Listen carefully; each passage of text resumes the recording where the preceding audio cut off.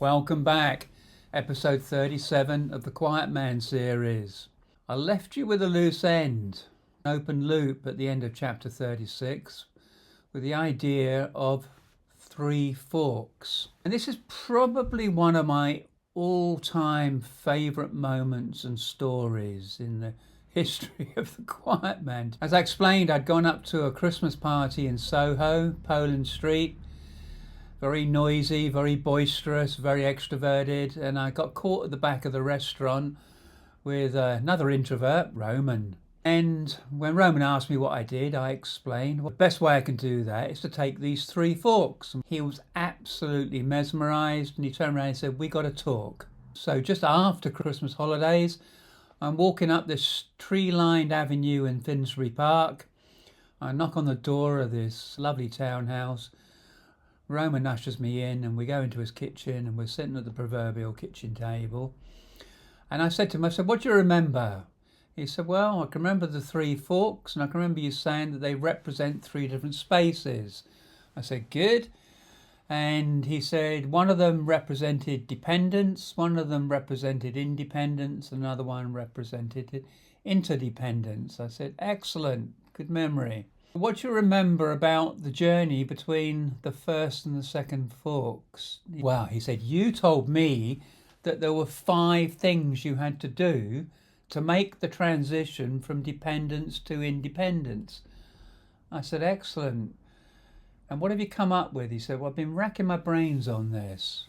I said, "Well, what's the core, do you think?" He said, "Well, I reckon the core thing you've got to do to move from a place of dependence to independence is take responsibility." And I said, "Roman, bingo. You've nailed that. That's the pivotal issue, the crux issue.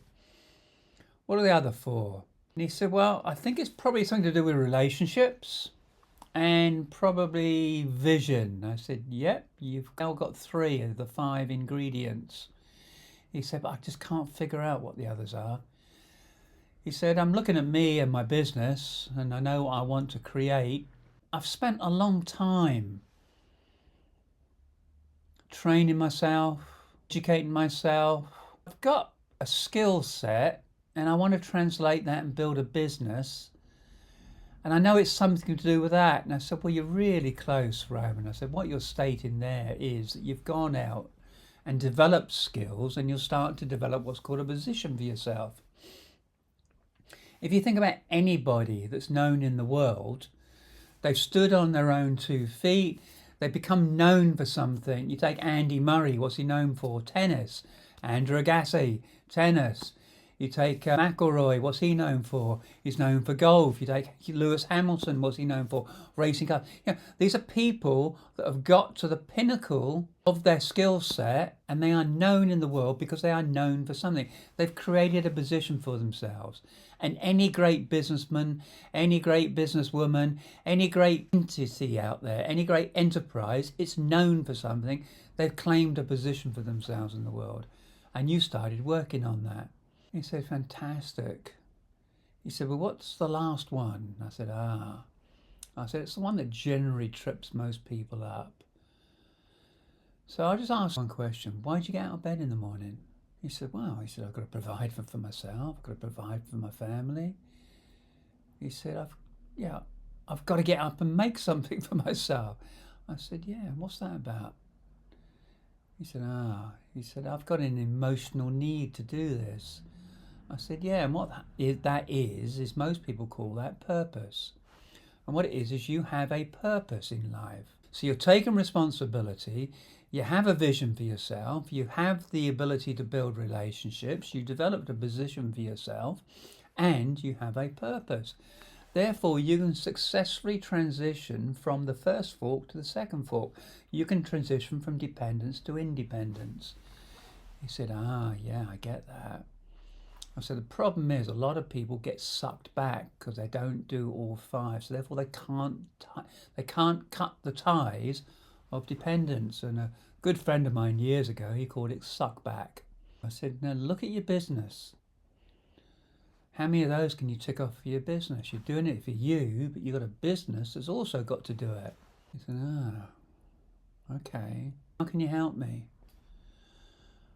I said, well, the way I would normally help somebody like yourself, Roman, is I would come in as a consultant. I charge myself at a day rate as a consultant. I would come in, I would do my due diligence, and I'd come up with a plan for you and your business. I said, but I have to be honest with you, Roman. I looked around the kitchen. I said, you can't afford me. And he just stayed silent for 20 seconds. And then he turned around and he said, let me be the judge of that. When can we start?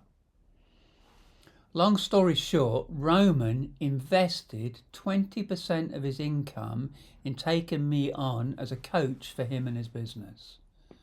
Within 3 months, he had an office and 2 employees. He's now got 50 people. He's got offices here in London and down in the West Country, and his business is thriving because he fundamentally made an investment. Not many people would make that kind of investment. Remember, it's investment that brings about growth. The real lesson on this is you have to take responsibility. Now, if you are a founder, if you are a business owner, if you are an executive in an enterprise, it's the investment that will give you the growth. That means you're taking responsibility for growing yourself and growing your enterprise, growing your business. I'm going to leave it there. Lesson is, take responsibility. If you've liked this, give it the thumbs up. Please comment on it. Please share it.